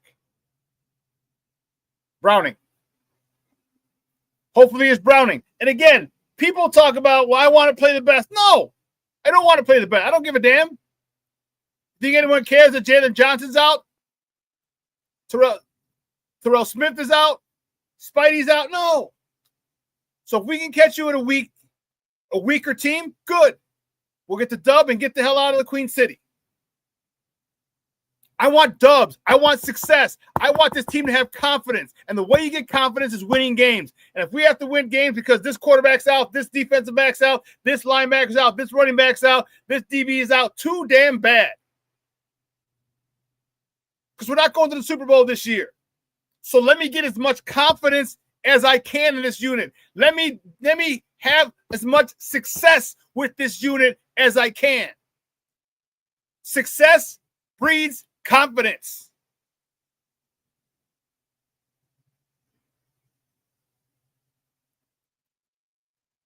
Jay Grizz, this feels insane, SuperBack. They were right back here talking about the same ish that we've been discussing for the past however many years. You're right. And hopefully this is the last time we talk about it with Ben Johnson. Yeah, but he's talking about it. Bears still waiting for a quarterback to develop and learn a new offensive system. Yes. Black Diamond checking in. What's up, my man? How you doing? Top of the morning, gang. Apparently we signed Big Mouth Gardner Johnson. Yes, we did, doctor. We did it in 21 with Justin. We did it in 17. Was it 17 with Mitch?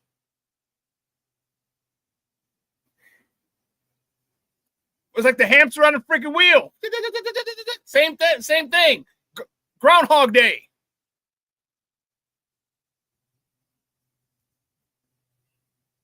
However, Jay Grizz, I do feel more comfortable with this person calling plays because we've seen him call plays and have an offense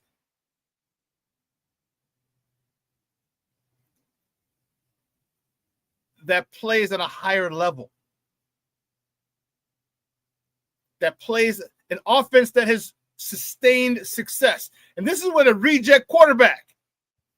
Remember, the Rams got rid of Jared Goff. They're like, oh, yeah, we kind of got to the Super Bowl with our defense and Aaron Donald. We don't think you're the quarterback to take us there, so let's go get Matthew Stafford. Then he goes to Detroit with this guy, with Ben Johnson, and they become the highest scoring offense in the NFL. Got to the NFC Championship game. So he's got a body of work that I trust, Jay Grizz. And guys, I trust Ben Johnson.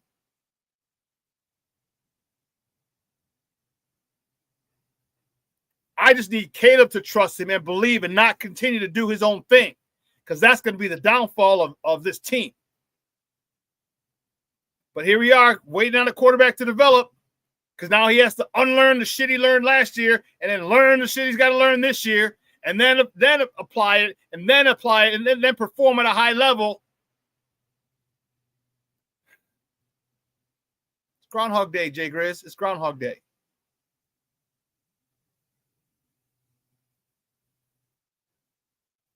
But Caleb has to do better. And if it seems like I'm being hard on him, I am. Because you're the number 1 overall pick in the NFL draft. Number 1. And there's guys behind you, drafted behind you, who are playing better. And they don't have your situation. But nobody gives a damn. Nobody cares. You have to perform. No one gives a damn what you had to go through. The fact that you had a shit offensive court, 2 offensive coordinators last year, 2 head coaches last year. No one cares. They want to see results. The NFL is a results-driven league. Are you winning or not?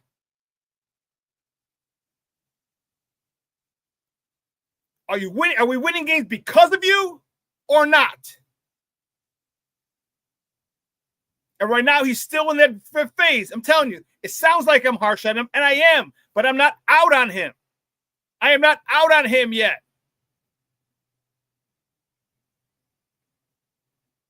Cornelius, good point. Even in a bad game, Ben still schemes 7+ explosive plays. Yes.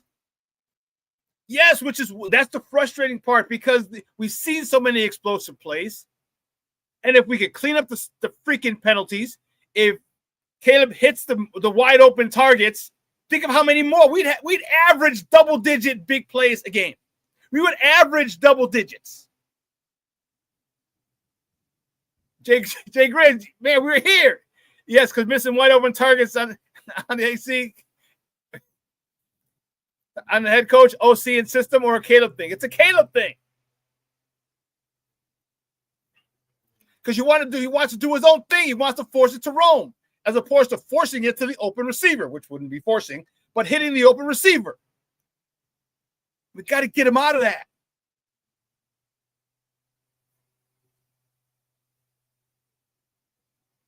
Because the success of this franchise is contingent on him hitting the open receiver. I can't wait till we get our slots back. Give me Olamide Zaccheaus back. Let's catch the ball, son of a gun. Give me Luther Burden back so I need slants with those guys. I need 5-yard outs with those guys. Stop with those stupid wide receiver screens with those guys. It's annoying. We'll get those guys in space, hit them on the run, let them go.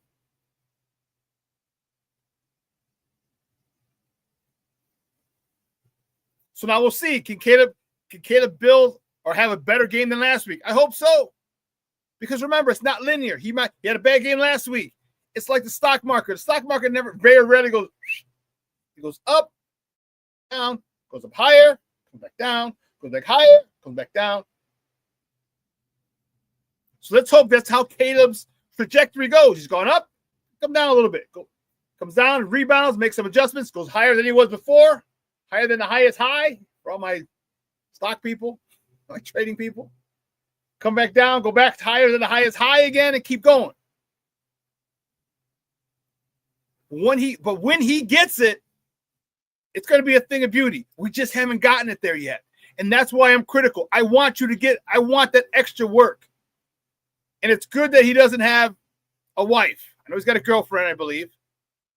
But it's good he doesn't have a wife and kids and all this other stuff that because then your whole focus is not football.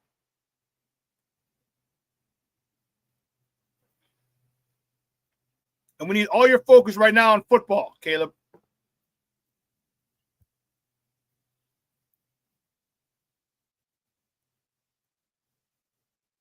I want this run game. The run game is one of the things that I'm concerned about. Was it just a blip in the radar last week?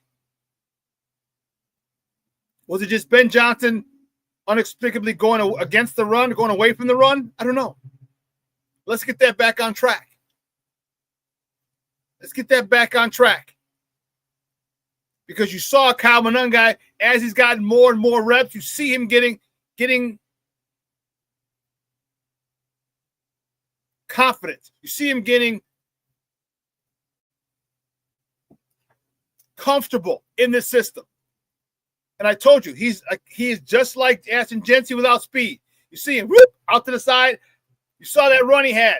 Cuts in the hole, gets to the second level, jump cuts to the outside, up the sideline, pushed out of bounds. He don't have breakaway speed, but he's got speed enough to get his first downs. He's got more than enough speed to get his first downs, and that's the issue for me. Caleb Williams is not adamant about getting first downs. He's adamant about scoring touchdowns. Adamant about the big plays. If you get enough first downs, it'll equal a touchdown.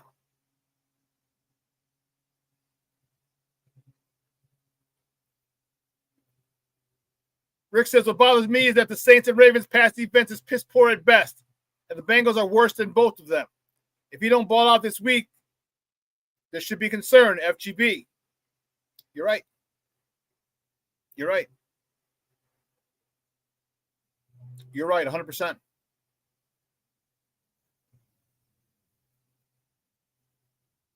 You're right, 100%. This is where you have to go in and you have to say, I'm going to screw this team over big time. They are going to get destroyed. Let me see this tendency. What you got to dive deep into this.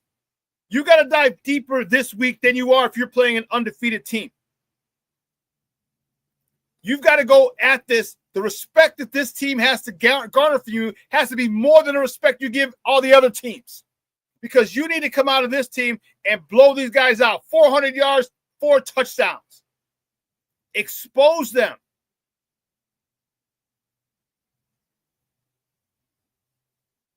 But the little things are not being done. And that has got to be corrected.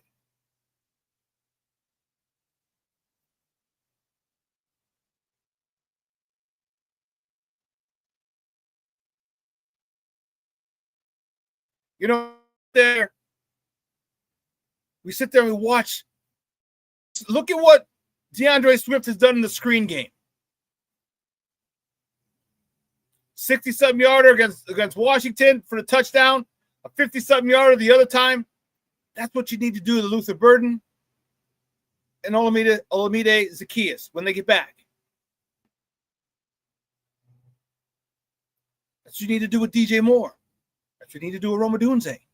Get them the ball. We've talked about it. We say get the ball to your playmakers early. Because if you break a tackle, DeAndre Swift broke a tackle. There were 2 guys to his right. He had the sideline to his left, 2 guys to his right. One guy grabbed him around. He gave him a little hezzy. Went to grab him around the waist. He broke that tackle, and the other guy thought he was going to be knocked out of bounds. Like, oh, shit, he's not. And he had to jump. And he took it to the house. Get it to your playmakers early. Early. He doesn't want to do that. That's a Caleb thing.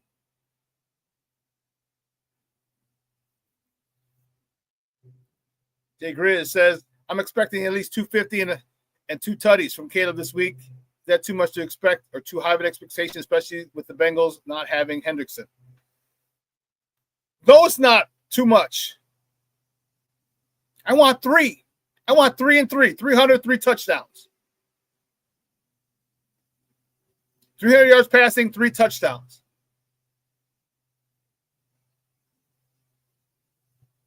We here, Rick. We're here. 3-3. Challenge yourself. Because Caleb has the ability to do it. He's got the coach to help him do it. He's got the receiving core to help him do it. He's got the running game to help him do it. He's got the pass protection to help him do it. Now you got to do it. Now you got to do it. Ain't nothing to it but to do it.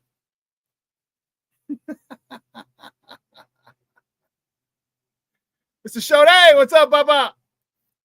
Said, damn it, I missed the show. I'm in training and could not chat. Bear down, shorty.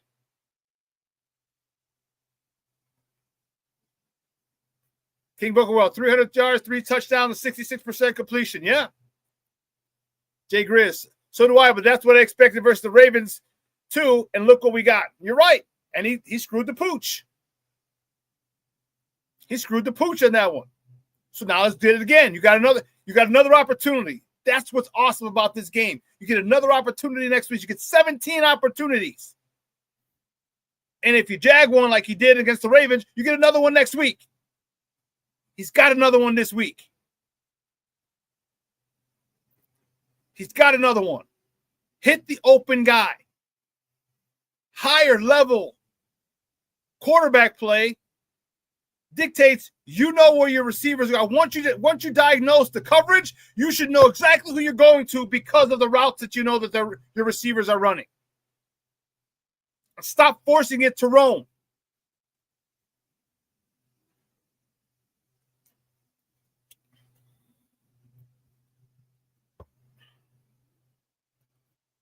Why the red zone struggles? Mental, FGB.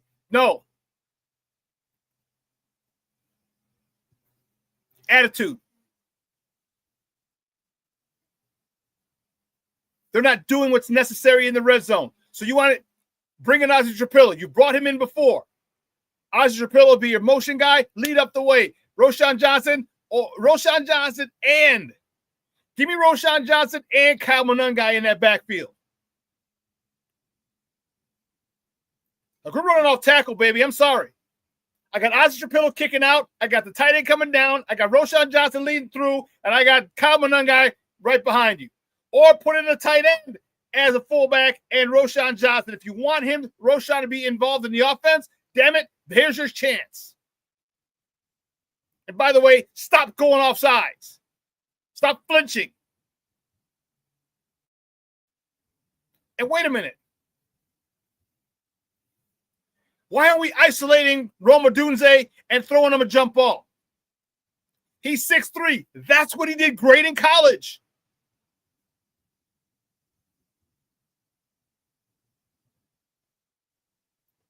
This is what I mean.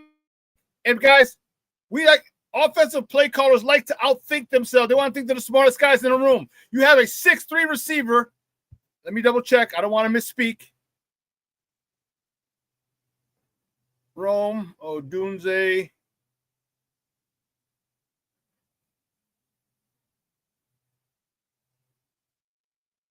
Combine numbers.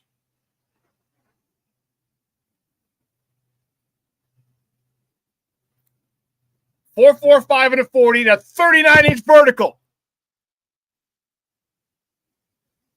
A 39. Why'd you throwing him a jump ball? You isolate everybody, roam on one side.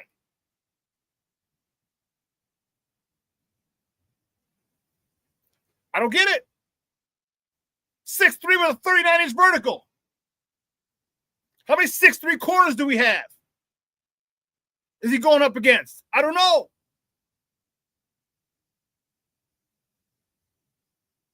But this is what I'm talking about. When you overthink, you got a 6'3" wide receiver who one of his specialties in college coming out was that he dealt with contested. He was great with contested catches. And you don't isolate him? You don't isolate him at all? You got trips right, roam on the left. Then you got people coming across, up, in, up, out.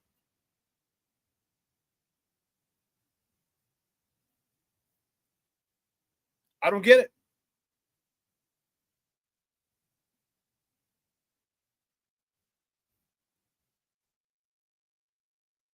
Here's where we have to nip it in the bud. Mr. Shorty says, I feel like this season is a repeat of last year. Started 4-2 and lose 10 in a row again. I don't think we're going to lose 10 in a row. I think we're going to stop that this week. If they handle business the way they're supposed to. If Ben Johnson has a better day, call in place. If he doesn't go away from the run. If Caleb makes sure that he goes for the open receiver, not his buddy Roma Dunze all the time.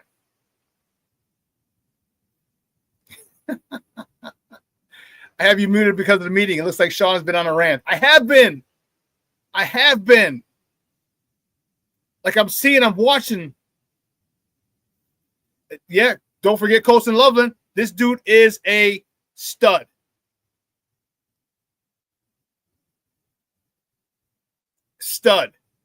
Get him involved. King Booker Will said, last game was the first game I thought Coach Jay outsmarted himself. And that happens. When you try to be the smartest guy in the room, that happens. Let's go back to fundamental football. Sometimes it's not about the X's and O's, it's about the Jimmies and the Joes. And if I got a fucking 5'9", 5'10" cornerback going up against my 6'3" receiver with a 39-inch vertical, my receiver's got a 39-inch vertical with a 6 foot or a 5'10", 5'11" cornerback, I'll on him twice. I'm going to him twice, 2 times in a row. I'll run a slant and I'll run a jump ball. One or the other, or both of them. One or the other. Not one or the other, both of them.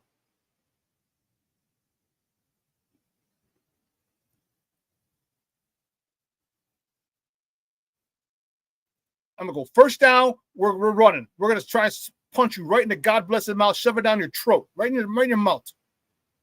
I'm bringing in an extra tight end. I'm bringing in an extra offensive lineman. My tight end will be my fullback. My offensive lineman, as your pillows in motion. I got a 300-pound guy in motion who's kicking out that end.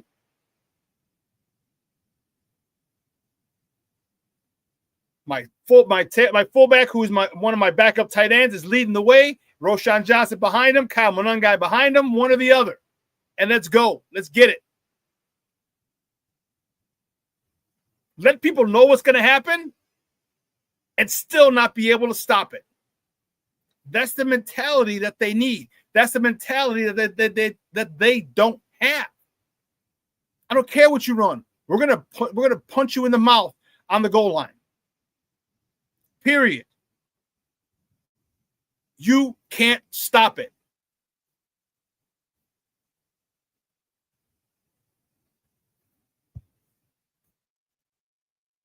I'm excited about this week. I'm excited for them to get a chance to right these wrongs, to upgrade the mistakes that they've made. It says nip that in the bud, nip that losing streak in the bud, leave it at 1 game. We had a 1-game losing streak and we won another 4 or 5. Remember, they're in the spot. There was that 5-game spot before they hit Minnesota. They could have gone 5-0. I said I think 4-1. Remember, I said they can go 5-0, but I think they'll go 4-1. They got to go 3-2 at the worst, but I think they're going 4-1. They got their 1. Now they got to win these next 3. And not that I'm not looking forward ahead to anybody by any stretch. I'm just saying you got a team that's winnable, a game that's winnable. You have a starting quarterback, and here's the great part. Even if Joe Flacco does play, how strong is his arm going to be? If he's got a, here, I'll show you. He's got an AC joint sprain in his throwing shoulder. How good can he throw the ball?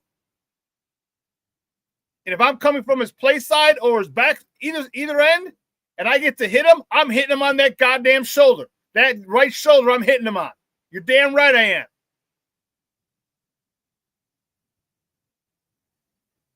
I'm hitting him on that shoulder.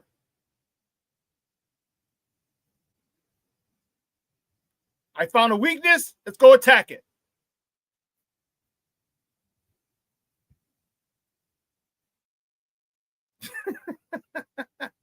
King Book of World. Talk to him like Paulie and Rocky. I'm going to break your mouth.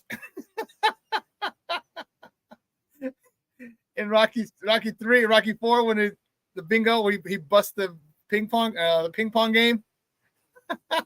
Not ping pong game, I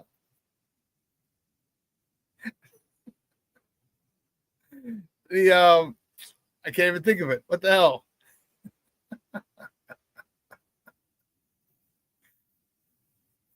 The little boom, pinball game. There you go. Like as he breaks the pinball. Yes, and the Bengals defense is very bad. So there's a big chance, a good opportunity for us to really get back on track as we go against the Giants. And as we go up against, who are the other two teams? I got it right here. Who are the other two teams?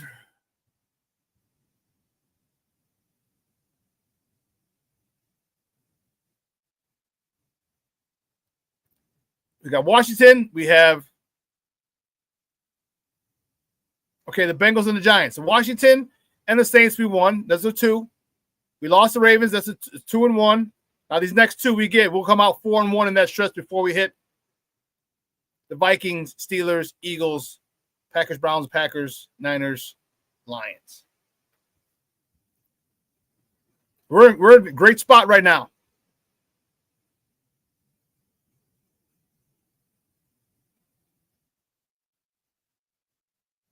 Yeah, the pinball machine, he swung on Rocky. Like, oh, you throw a pretty good hook, yeah. And actually, just FYI, did you know, King Book of World, that Paulie, the actor who played Paulie, was an actual boxer? He was an actual boxer. Jay Grizz, I could not agree with you more. If Flacco plays, like King Book of World said, treat him like Ivan Drago. If he dies, he dies. I agree. Don't come in here with an injury, with a weakness or an injury that we know you have. So we're going after it. Get your ass out of that game. Get that quarterback in the game who only averages 13 points starting. Get that joker in there.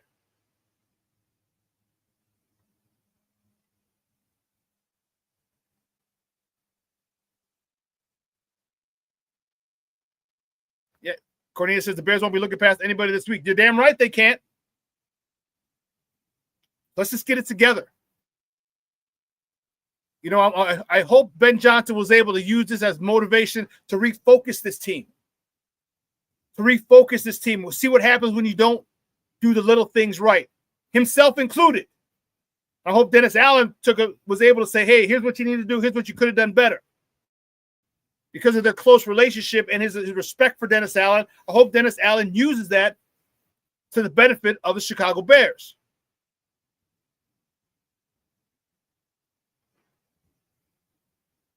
They need to come out mad. And they need to be methodical.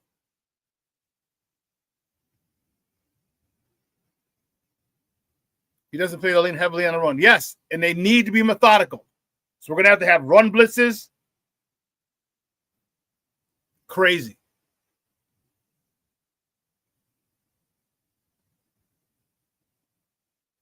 Well, listen, great stuff, guys. 2 hours is coming on. I want to thank you guys for making this fun as all get out. You know, I love talking Chicago sports with you guys, especially Bears talk.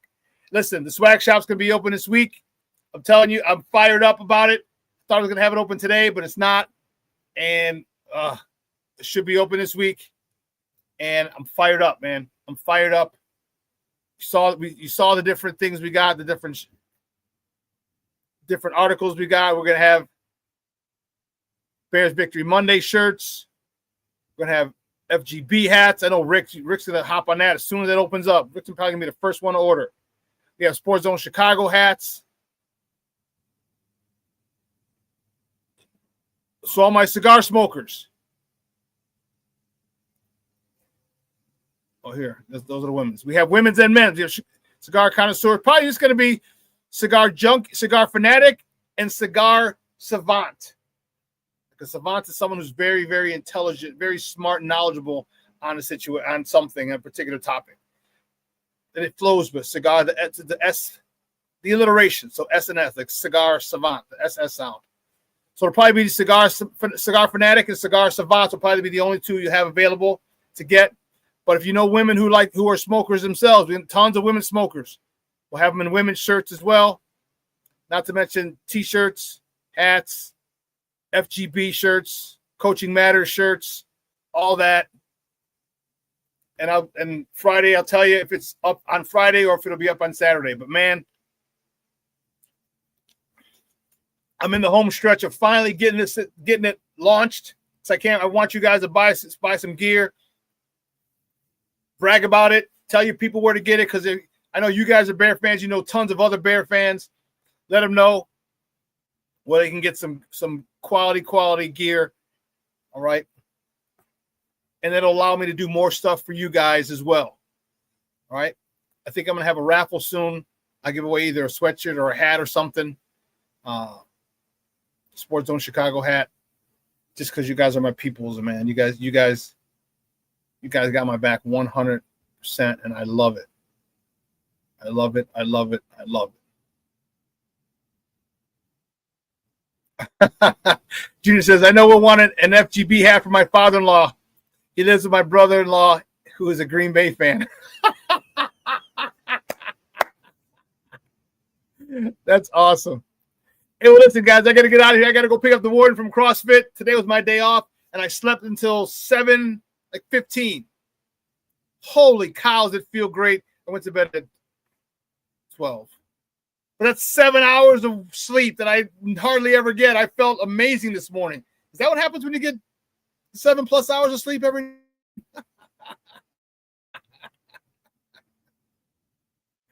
But anyway, I want to thank this chat was awesome. Junior, Jay Grizz, Black Diamond, Cornelius in the house, Rick Gonzalez in the house, Mr. Shorty having me on mute in the house. That's what I'm talking about. Anyone else I miss? I'm going through. King Booker World. I think I mentioned you. My bad. King Booker World in the house. Black Diamond in the house. If I missed anybody, Cornelius in the house. Michonne Walls in the house. Thank you guys so much for rocking with me, man. I appreciate it. And I'm telling you, we're going to take this Sports Zone Chicago thing to crazy, crazy levels. Wait till we get to the crazy level where we have viewing parties, more crazy viewing parties, and maybe even tailgates. It's just going to be dope. It's just going to be dope. I'm fired up as to where we're going to go with this, man. I really, really am. All right. So you guys have a phenomenal day. All right. It's a little cool here in the Shies, low 50s, but it doesn't matter. All right. Do yourself a favor. Let your loved ones know you love them, because tomorrow is promised to no one. Happy Halloween. On Friday, well, I'll reset that again. And don't forget, it's Junior and Patty's anniversary on Halloween as well. So let's not forget to wish them a happy anniversary on Friday. I'll remind you guys on Friday. But I'm out of here. For everyone here at Sports Zone Chicago, I'm your boy, the SuperBack, Shawn Sierra. Baby, I am out.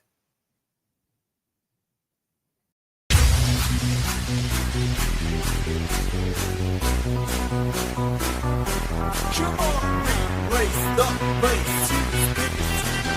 Get ready for the job and answer the drop.